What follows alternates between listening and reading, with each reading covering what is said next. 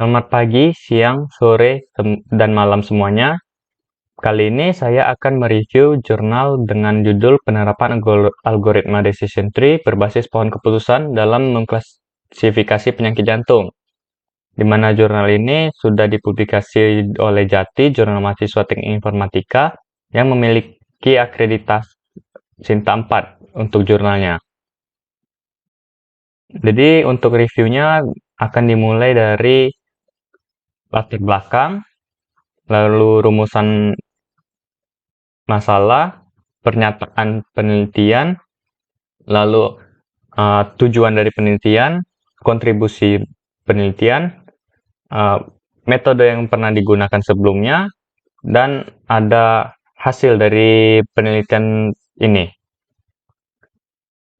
Pertama-tama untuk latar belakang itu bisa kita cari dari abstrak maupun dari pendahuluan. Nah, di mana latar belakang ini tidaknya harus menjawab pertanyaan yang ada dari judul. Antara lain, mengapa harus penyakit jantung? Lalu, mengapa harus diklasifikasikan? Dan mengapa menggunakan algoritma decision tree berbasis pohon keputusan? Baik, untuk pertanyaan pertama, mengapa harus penyakit jantung? Di sini di pendahuluan sudah diberitahu, penyakit jantung merupakan faktor utama yang menyebabkan kematian di berbagai belahan dunia, termasuk di Indonesia. Lalu, untuk mengapa harus diklasifikasi penyakit jantung? Deteksi dini penyakit jantung adalah tantangan medis besar karena rendahnya akurasi klasifikasi.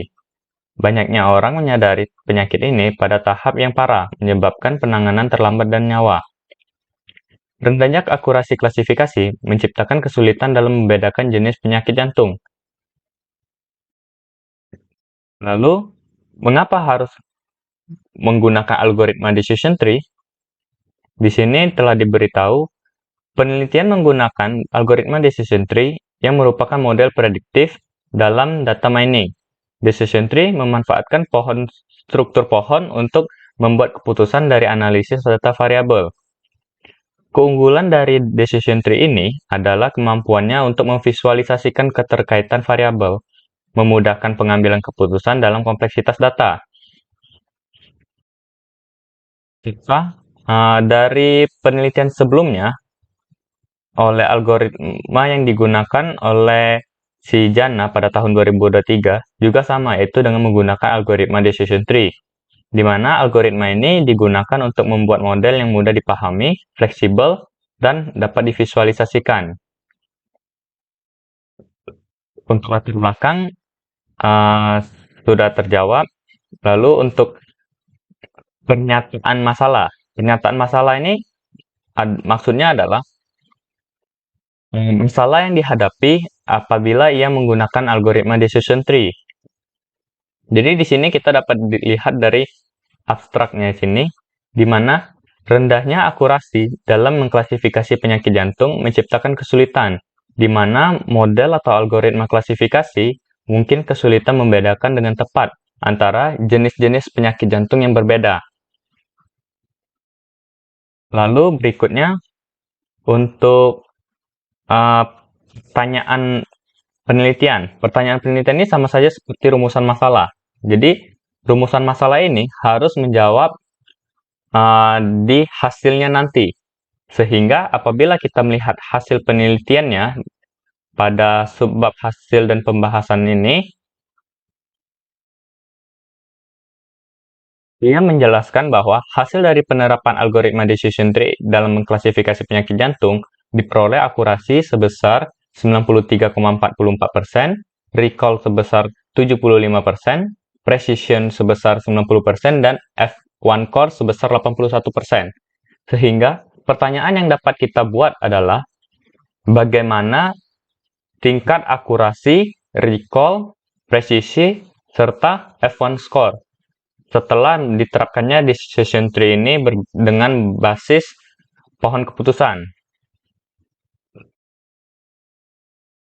Lalu untuk berikutnya, yaitu tujuan dari penelitian. Jadi, tujuan dari penelitian ini adalah untuk meningkatkan tingkat ketepatan dalam mengklasifikasi penyakit jantung dengan menguji performa algoritma decision tree pada dataset khusus. Berikutnya, untuk kontribusi. Baik, untuk kontribusi juga terdapat di pendahuluan, yaitu kontribusi dari jurnal ini adalah untuk memperluas pengetahuan dalam klasifikasi penyakit jantung, serta meningkatkan metode diagnosis, perawatan, dan manajemen penyakit, serta mendorong pengembangan teknologi kesehatan yang lebih canggih untuk deteksi dan penanganan dini penyakit jantung. Lalu, kontribusi yang dari jurnal ini juga diharapkan dapat meningkatkan kesadaran masyarakat terhadap signifikasi deteksi dini penyakit jantung, serta mendorong pengembang teknologi diagnosis yang lebih unggul di waktu yang akan datang dalam usaha pencegahan dan penanganan penyakit jantung. Lalu berikutnya untuk hasil telah dijelaskan sebelumnya dengan akurasi, recall, dan presisi dan F1 score. Nah, jadi untuk hasilnya itu juga dibahas di kesimpulan dan saran. Dapat kita lihat menunjukkan bahwa algoritma decision tree memberikan performa yang baik dalam mengklasifikasikan penyakit jantung dengan akurasi sebesar 93,44%, lalu nilai recall sebesar 75%, presisi sebesar 90%, dan F1 score sebesar 81,81%. Sehingga, kesimpulan yang dapat ditarik oleh peneliti adalah penerapan algoritma decision tree dalam klasifikasi penyakit jantung ini berhasil memberikan hasil yang menjanjikan dengan performa yang baik dalam memprediksi serta mengidentifikasi kasus penyakit jantung dalam dataset yang digunakan. Nah, apabila kita lihat ke dalam metode penelitiannya ini, dia ini menerapkan pendekatan knowledge discovery in database, di mana ini yang membedakan dari penelitian-penelitian sebelumnya. Dapat kita lihat, dalam penelitian sebelumnya, itu oleh Agus Oka Gunawan pada tahun 2023, ia menggunakan dataset jantung dengan 11 atribut dan 1 atribut label. Lalu, untuk penelitian berikutnya oleh Jana 2023, itu menggunakan algoritma decision tree yang sama, dan Nursmansyah pada tahun 2022 juga menggunakan algoritma yang sama, yaitu decision tree, yang dengan tingkat ketepatan sebesar 75%.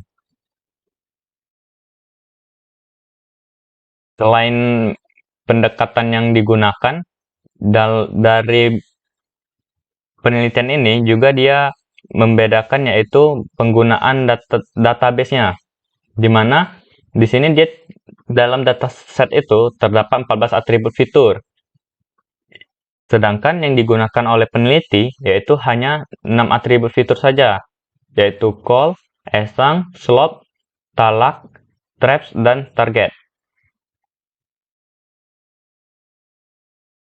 Dataset ini diambil dari Kaggle. Berikut adalah tahapan dari pemrosesan yang dilakukan. Yang pertama, dia lakukan pre-processing, yaitu dilakukan penanganan misvalue pada dataset. Jadi, diambilnya 6 atribut ini, lalu transformasi. Di sini dia merupakan tahapan yang dilakukan untuk mengubah data yang belum selesai ke dalam bentuk yang sudah siap, yaitu mengubah atribut target menjadi yes, no, yang sebelumnya adalah angka 0 dan 1. Lalu terdapat data mining, interpretasi atau value,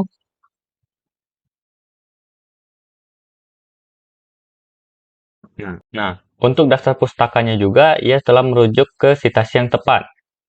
Mengapa? Karena dalam setiap sitasinya ini diambil dari jurnal yang sudah terbit, sehingga telah terpublikasi. Jadi kebenarannya itu tidak perlu diragukan lagi karena jurnal ini sudah terbit dari sebelumnya, di mana untuk yang pertama diambil dari GP, lalu yang kedua ini diambil dari JTAG Axis, ketiga juga dari jurnal yang telah terbit, sampai berikutnya. Baik, sekian dari saya. Terima kasih. Apabila ada kesalahan dalam review jurnal ini, selamat pagi, siang, sore, dan malam. Terima kasih.